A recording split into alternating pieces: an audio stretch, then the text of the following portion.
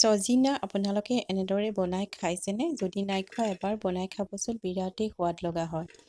ছজিনা বনাবৰ কাৰণে মই ছজিনাৰ চুচবোৰ এৰুৱাই ল'লোঁ আৰু সৰু সৰুকৈ কাটি ল'লোঁ। এতিয়া ইয়াত দিছোঁ মই এটা আলু। আলুটো মই সৰু সৰুকৈ কাটি টুকুৰা কৰি লৈছোঁ আৰু লগতে দিলোঁ এটা বিলাহী। এতিয়া মই এইখিনি অলপমান পানী দি, বেছি পানী দিব নালাগে, আপোনালোকে একাপমান পানী দিলেই হৈ যাব। পানী দি পেলাই কুকাৰৰ ঢাকনাখন লগাই এইখিনি মই এতিয়া গেছত দি এটা চিটি অহালৈকে ভাত চাম। এয়া কুকাৰৰ ঢাকনাখন মই লগাই লৈছোঁ।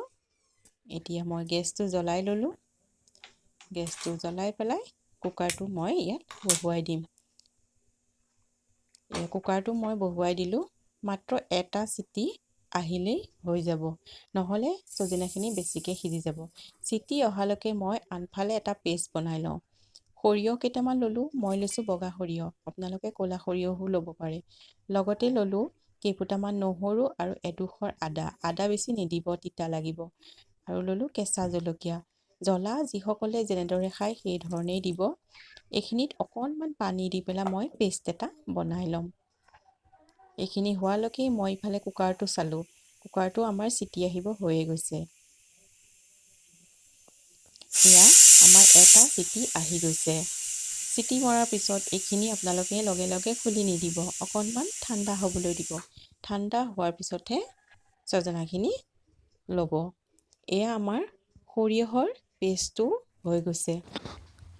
কুকাৰটো ইতিমধ্যে ঠাণ্ডা হৈ গৈছে। এতিয়া ঠাণ্ডা হোৱাৰ লগে লগে ঢাকনাখন এৰুৱাই পেলাই আমি ছজিনাখিনি, আলু আৰু বিলাহী গোটেইখিনি বেলেগ এটা পাত্ৰত উলিয়াই ল'ম। এয়া দেখিছেনে, মই বেলেগ এটা পাত্ৰত উলিয়াই ল'লোঁ। আনফালে গেছটো জ্বলাই পেলাই পুনৰ এটা বাচন বহাই দি ইয়াতে মই দিলোঁ মিঠাতেল আৰু সৰু সৰুকৈ কাটি লোৱা পিঁয়াজ ইয়াত মই দি দিছোঁ। পিঁয়াজখিনি ৰঙচুৱাকৈ ভাজি ল'ব লাগিব। ৰঙচুৱাকৈ ভজাৰ পিছত ইয়াত দিব আপোনালোকে আন্দাজমতে হালধি। হালধি দিয়াৰ পিছত ইয়াতে মই সৰিয়হৰ পেষ্টখিনি দি দিম। সৰিয়হৰ পেষ্টখিনি দিয়াৰ পিছত ইয়াত মই গোটাকৈ বিলাহীটো দি দিম। বিলাহীটো আপোনালোকে ভাঙি দিব। এতিয়া মই সিজাই লোৱা ছজনা আলু একেলগে ইয়াত দি দিছোঁ। এইখিনি অলপ উতলিবলৈ দিব আৰু ইয়াতে আন্দাজমতে আপোনালোকে নিমখ দিব। এতিয়া ছজনাৰ পৰা যিখিনি আমাৰ পানী ওলাইছিলে সেই পানীখিনি আপোনালোকে পেলাই নিদিব, সেই পানীখিনিকে ইয়াত ব্যৱহাৰ কৰিব। আমাৰ ছজনাৰ তৰকাৰীখন ৰেডি হৈ গৈছে। এতিয়া গৰম গৰম ভাতৰ লগত আপোনালোকে পৰিৱেশন কৰিব।